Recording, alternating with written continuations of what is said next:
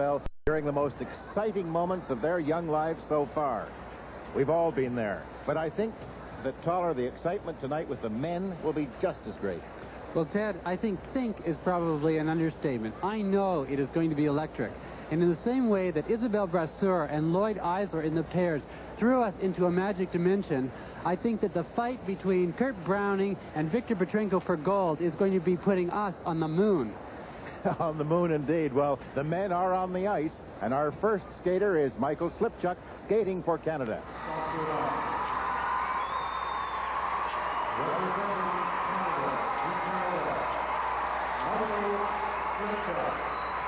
Michael Slipchuk came here with the aim of being higher than he was last year when he was 9th. He's 12th here right now, and last year he was 7th in the original program. He was only 10th in the original here, so it's a tough climb. It's a tough climb, Ted, and I think it's important to mention that the program this year, the one that he came 10th in, was far superior to the one that he placed higher in last year.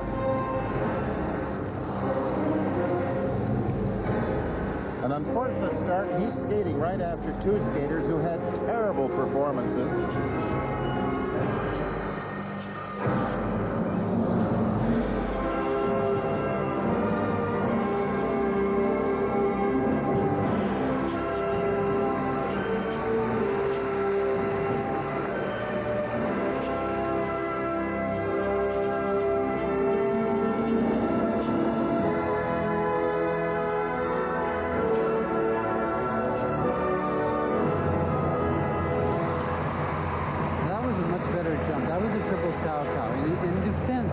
Mistakes that he made at the beginning of the program. There is such tremendous risk with the triple axel and a triple Lutz that anybody could fall down on this, and the skaters tonight have been having trouble with the ice. I think the ice might be just a little bit hard, and so what that means is to skate more aggressively, and that is just what he's going to have to do right now.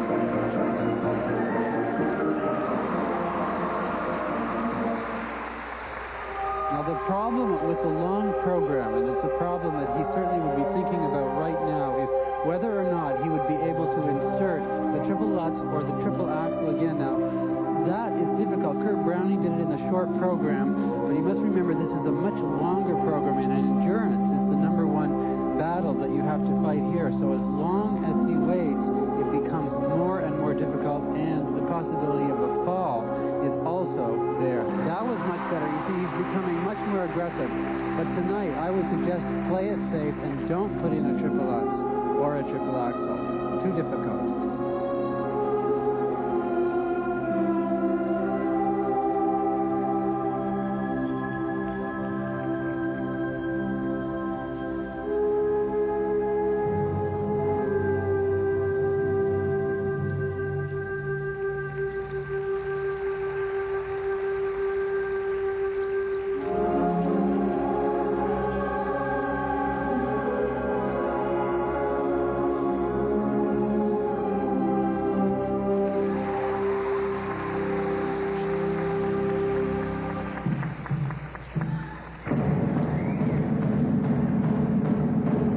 Little look there, Toller, as if to say, I can go at him right now.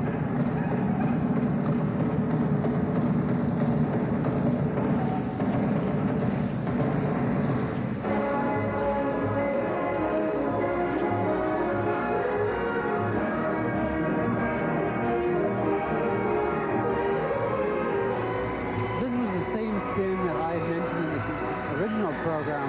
That's an excellent sit spin, really in classical position.